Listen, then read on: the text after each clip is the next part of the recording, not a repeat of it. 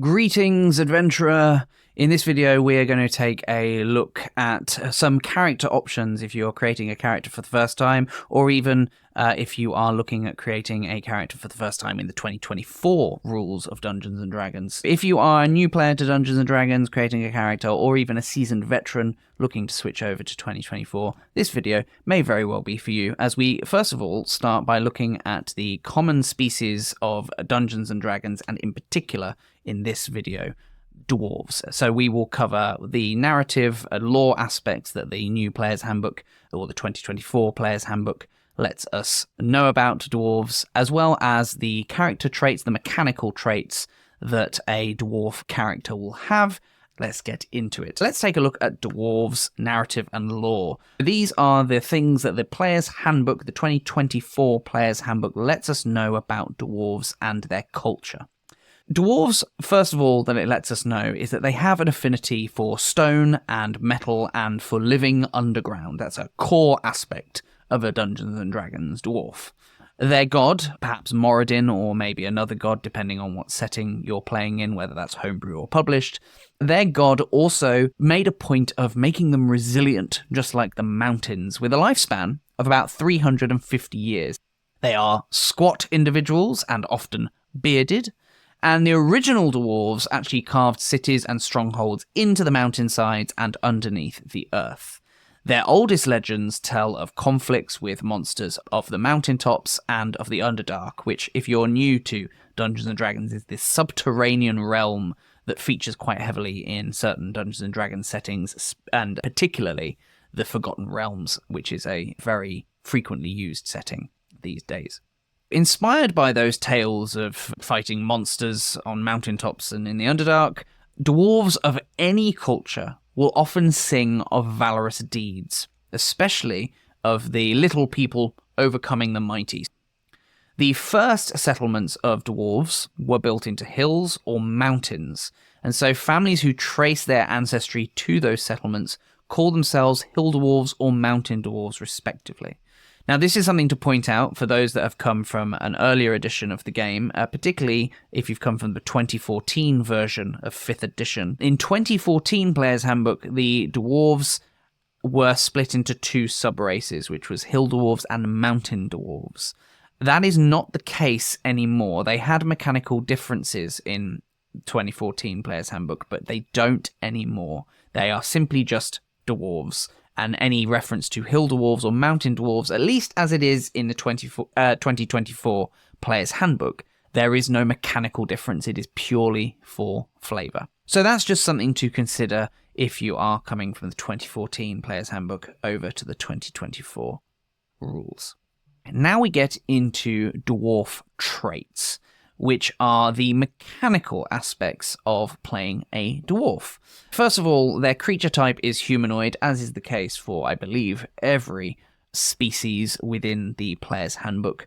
Every creature in the game is classified by a particular type. That might be undead, or dragon, or monstrosity, or beast, and humanoid is one of those types, and so a dwarf is classified as a humanoid. They are medium in size, which means they take up a 5-foot square on a grid, which puts them around human size, though it does note that they are about 4 to 5 feet tall rather than human height. So they're slightly shorter. Their speed is 30 feet. This has also increased from the 2014 version of the Player's Handbook. They also have darkvision, which for those who are new to the game is an ability to see in the dark, as the name suggests. You can look at dim light as though it were bright light, and you can also look at darkness as though it were dim light. Now, dwarves have a dark vision with a range up to 120 feet, so they can see in the dark up to 120 feet away. Most of the other species within the 2024 Player's Handbook that do have dark vision only have it up to a range of 60 feet, with the exception of, I believe, just the drow, which are dark elves, essentially. Who also live underground. Aside from the drow, the dwarves are the best species for seeing in the dark. Dwarves also possess dwarven resilience, which means that they have resistance to any poison damage. Now, resistance means that you only take half damage from any damage of that particular damage type. So if a dwarf were to take 10 points of poison damage, because of their resistance, that damage would be reduced down to 5. You also have advantage, which is your ability to roll 2d20 and take the highest result instead of 1, on saving throws that you make to avoid or end the poisoned condition. Now, the poisoned condition, if you have it, means that you have disadvantage, which is rolling 2d20 and taking the lowest result, on attack rolls and ability scores. This advantage on saving throws is there for you to make to avoid or end that condition. If somebody attacks you that might give you the poison condition, you get advantage on the saving throw for that not to happen, but equally if you get repeat saving throws to end that poison condition, you also get advantage on those as well. You also have Dwarven toughness, which means that your hit point maximum increases by 1 when you create your character at first level, and it also increases by an additional 1 whenever you gain a level. So every time you gain a level, you increase your hit points by a certain amount. As a dwarf, you get an additional 1 on top of that usual amount. And then we have possibly the most interesting feature of the dwarves in the 2024 Player's Handbook, which is stonecutting. So as a bonus action, you gain tremor sense with a range of 60 feet for 10 minutes. You must be on a stone surface or touching a stone surface to use this tremor sense. The stone can be natural or worked. You can use this bonus action a number of times equal to your proficiency bonus, which at level 1 would be 2 times per day, and you regain all expended uses when you finish a long rest. What is tremor sense then? A creature with tremor sense can pinpoint the location of creatures and moving objects within a specific range, which, if we take a look at stonecutting, was 60 feet for the dwarf, provided that the creature with tremor sense and anything it is detecting are both in contact with the same surface, such as the ground or wall or a ceiling, or the same liquid. Now, remember that stonecutting specifically states that it must be on a stone surface. So actually, a kind of slightly reduced version of tremor sense in that it cannot be a liquid, must be a stone surface. Tremor sense can't detect creatures or objects in the air, and it doesn't count as a form of sight, which is specifically pointing out that there are some spells and abilities, for example, that would say that you can target a creature that you can see. What this is highlighting is that by having tremor sense doesn't mean that you can see them. If that is the only criteria for targeting and you can't see them, you can only sense them through the tremor sense, you wouldn't be able to target that creature because you can't see them. Those are all of the mechanical traits of creating a dwarf. But now I want to get into what I think is my favourite bit about D&D, which is actually the roleplay aspect. So if you're creating a dwarf, there are elements of dwarvish culture that we've already discussed that you can tap into to differentiate your character from a human-esque character, in that there are certain qualities that dwarves have in their culture that you can really lean into, so that they feel slightly more fantastical than a human. So I'm going to give you a list now of questions that you can ask yourself when you're creating your dwarf character to really try and bring that out in your roleplay. Question 1. How do I honour Moradin, or my world's equivalent deity of the Forge, in my daily life? So this is asking how your character would honour that deity. Perhaps they might have rituals, crafts, or prayers that show their devotion. So they might perhaps say a particular prayer every day, or say grace before they eat, or something of the like. Or they might just simply carry things on their person, perhaps, to honour Moradin. What significance do stone and metal hold in your character's life? Again, we know, based off of the Hasbro and Wizards of the Coast have provided in the Player's Handbook, that part of their creation, dwarves' creation, means that they do have a very significant connection with stone and metal. So this is about trying to find a way to really highlight that, and asking yourself how your character might incorporate stone and metal into their work, or what they might have at home or do at home to incorporate stone and metal, and also any personal effects that they might have. Do they carry stone totems or metal totems, for example? Or maybe they even carry some things that are actually representative of perhaps some degree of worship for stone and metal. These are all things that you can ask yourself to help really bring that to the fore with your character. What kinds of songs or stories from your culture inspire your character? So again, we know from the lore that dwarves of all cultures will often sing songs or tell stories of great deeds. That seems to be a core part of the dwarven culture.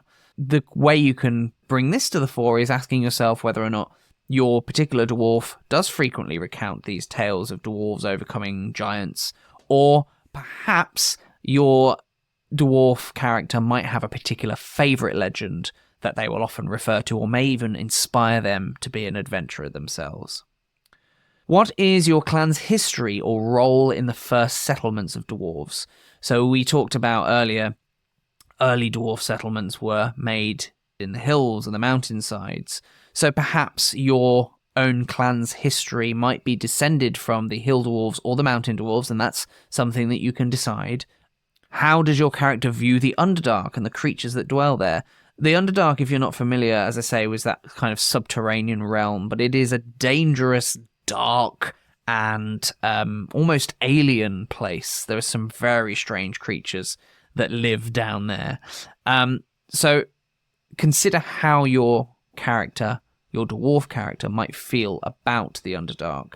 Are they wary? Do they have a kind of morbid fascination with it? Or are they driven by a sense of duty to protect their people and perhaps the other peoples of the realms against the subterranean horrors that exist in the Underdark?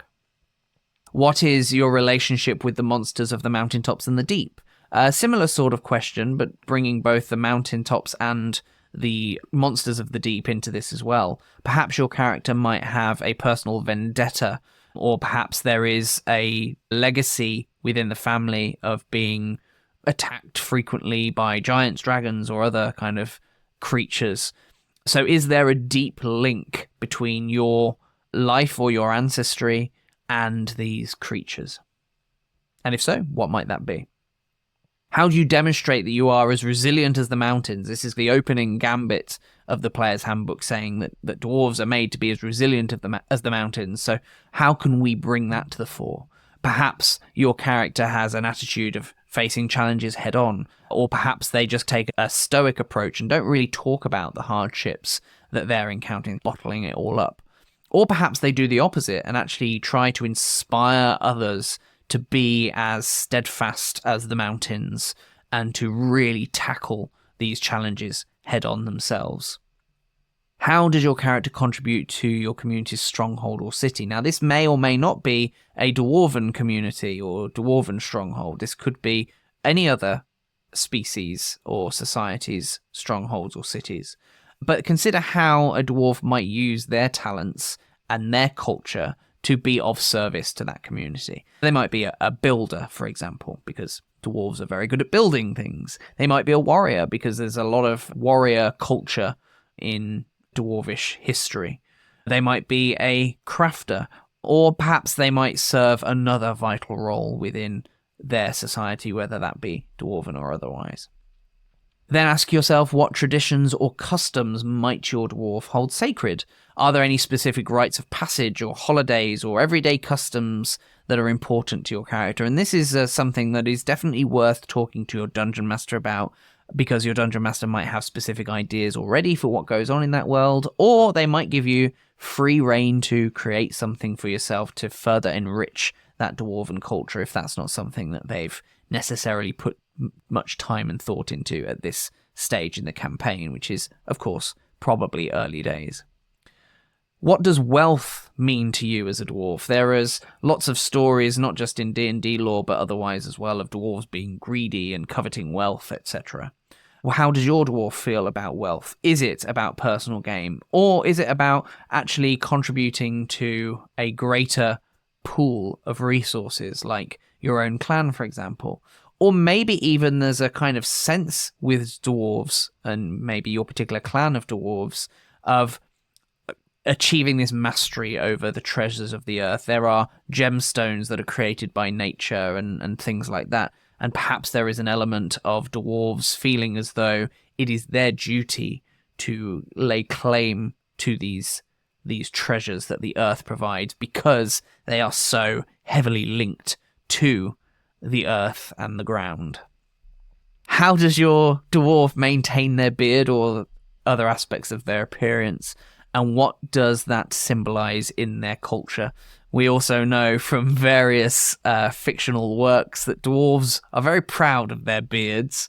So perhaps their beards might be a sign of status, or perhaps how those beards are presented might be a sign of status. Or it could just be a personal thing. Dwarves might just be very proud of their beard.